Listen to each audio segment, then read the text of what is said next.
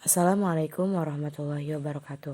Perkenalkan, nama saya Novi Amelia dengan nomor NIM 1908106132 dengan judul Proposal Pembelajaran Daring Berbasis Google Classroom terhadap minat dan hasil belajar siswa pada pelajaran biologi. Pada bab pertama ini ada latar belakang. Perkembangan teknologi yang semakin maju harus dimanfaatkan sebaik-baiknya.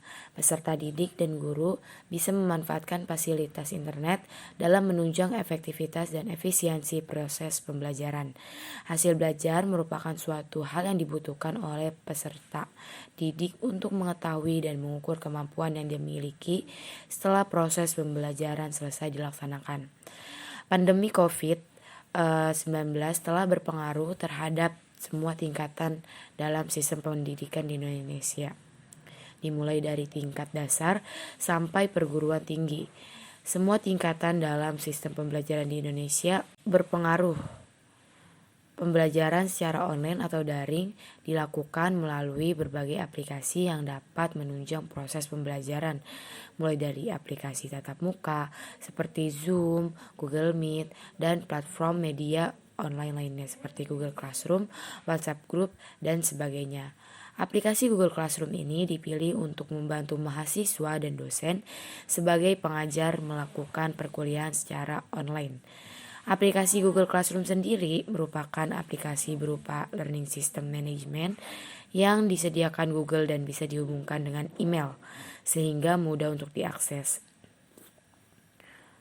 Berdasarkan uraian tersebut, peneliti bermaksud melakukan penelitian dengan judul Pengaruh Penggunaan Google Classroom terhadap hasil belajar siswa pada pelajaran biologi.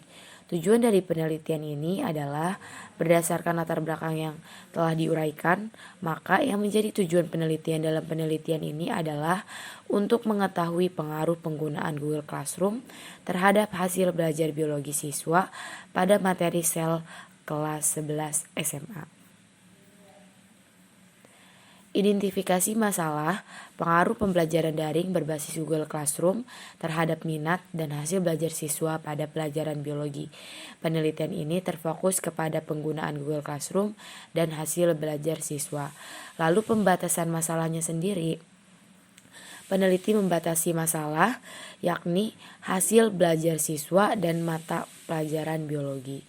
Rumusan masalahnya berdasarkan latar belakang yang telah diuraikan, maka peneliti dapat mengambil rumusan masalah sebagai berikut, yaitu apakah terdapat pengaruh hasil belajar yang signifikan terhadap pembelajaran daring berbasis Google Classroom pada pelajaran biologi. Kemudian kegunaan penelitian. Kegunaan penelitian ini bagi siswa yaitu menambah pemahaman mengenai pengetahuan sosial tentang penggunaan Google Classroom agar meningkatkan mutu pendidikan masyarakat dengan perkembangan teknologi. Kemudian bagi guru membantu guru dalam memilih metode pembelajaran yang sesuai sehingga pembelajaran menjadi lebih menarik.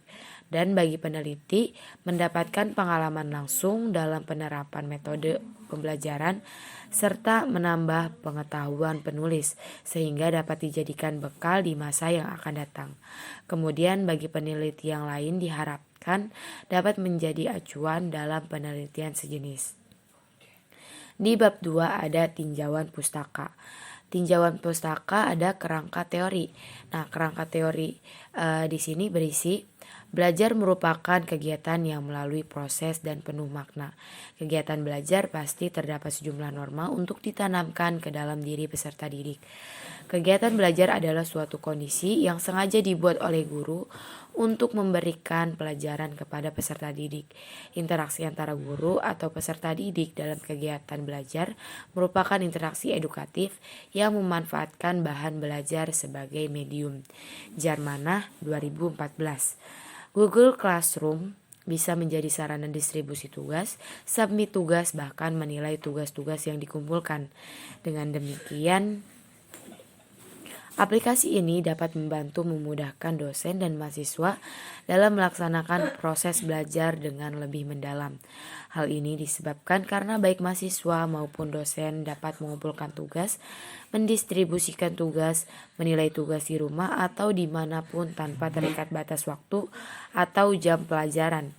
Kemudian hasil belajar sendiri adalah proses untuk melihat sejauh mana siswa dapat menguasai pembelajaran setelah mengikuti kegiatan proses belajar mengajar untuk keberhasilan yang dicapai seorang peserta didik setelah mengikuti pembelajaran yang ditandai dengan bentuk angka, huruf, atau simbol tertentu yang disepakati oleh pihak penyelenggara pendidikan. Rashid 2019. Hipotesis dari penelitian ini, hipotesis awal yaitu tidak terdapat pengaruh penggunaan aplikasi Google Classroom terhadap hasil belajar siswa. Kemudian hipotesis yang pertama itu terdapat pengaruh penggunaan aplikasi Google Classroom terhadap hasil belajar siswa. Kemudian di bab 3 metodologi penelitian. Desain penelitian sendiri menggunakan penelitian eksperimen dalam bentuk penelitian kuasi eksperimental. Menurut Sugiono 2017, desain ini belum merupakan eksperimen sungguh-sungguh karena masih terdapat variabel luar yang ikut berpengaruh terhadap terbentuknya variabel dependen. Jadi, hasil eksperimen yang merupakan variabel dependen itu bukan semata-mata dipengaruhi oleh variabel independen. Dalam penelitian ini, peneliti tidak dapat mengendalikan variabel secara penuh seperti pada data eksperimen yang sebenarnya. Namun, peneliti ini bisa memperhitungkan variabel apa saja yang tidak mungkin untuk dikendalikan dan mempunyai pengaruh terhadap hasil penelitian. Kuasi eksperimental ini dipandang sebagai eksperimen yang semu dengan tujuan untuk mengetahui pengaruh penggunaan Google Classroom terhadap hasil belajar biologi pada materi sel siswa kelas 11 SMAN 8 Makassar. Waktu dan tempatnya itu dilaksanakan pada bulan April sampai Mei pada tahun ajaran 2021 sampai 2022 di SMA Negeri 8 Makassar pada kelas 11. Populasi dan sampel populasi pada penelitian ini adalah seluruh kelas 11 SMA N8 Makassar yang berjumlah 216 siswa. Sampel pada penelitian ini menggunakan teknik pengambilan sampel random sampling, di mana pengambilan anggota sampel dari populasi dilakukan secara acak tanpa memperhatikan strata yang ada dalam populasi itu, sehingga yang menjadi sampel dalam penelitian ini adalah kelas 11 IPA 1 dan kelas 11 IPA 2 SMAN 8 Makassar yang berjumlah 72 siswa. Teknik pengumpulan datanya sendiri yaitu menggunakan pretest dan posttest, di mana soalnya ini dalam bentuk pilihan ganda sebanyak 30 nomor untuk mengukur hasil belajar kognitif siswa. Soal pretest ini kemudian nanti akan diberikan saat peneliti belum menerapkan media pembelajaran Google Classroom. Sedangkan posttest ini nantinya akan diberikan setelah penerapan media pembelajaran Google Classroom tersebut dilaksanakan. Kemudian teknik analisis data.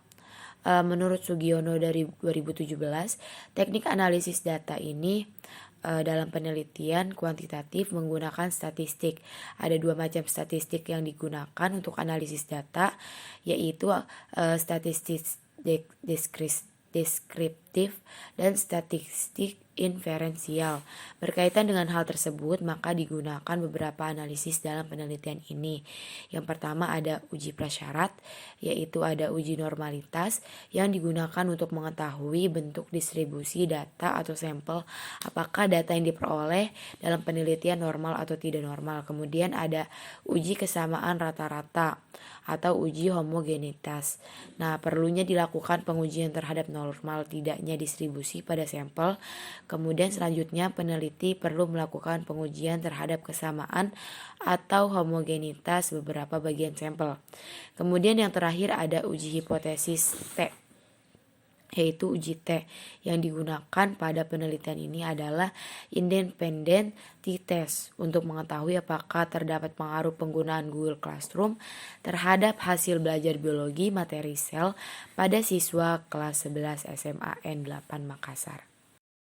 Terima kasih. Wassalamualaikum warahmatullahi wabarakatuh.